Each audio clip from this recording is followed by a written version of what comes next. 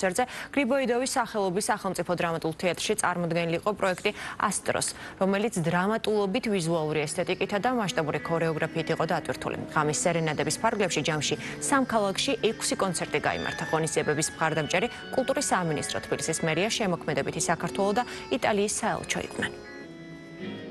ძალზედ განსაკუთრებული ფესტივალი გამოვიდა, დიდი წარმატებით ჩაიარა. ძალიან მყოფილი ვარ, რომ ეს კონცეფცია და ეს პროგრამის და სოლისტების შემადგენლობა ამოდენ ასეთი წარმატება იქონია პუბლიკის წინაშე. ძალიან აქტიურად იყო წარმოდგენილი წლევანდელ პროგრამაში იტალიური პროგრამა. ძალიან დიდი მადლობა ამისთვის იტალიის საელჩოს, რომელიც მერიასთან ერთად არის უკვე ბევრი წელია ამ ფესტივალის მხარდამჭერი. კმაყოფილი დარჩნენ როგორც მსმენელები, ასევე ფესტივალის ყველა მონაწილე.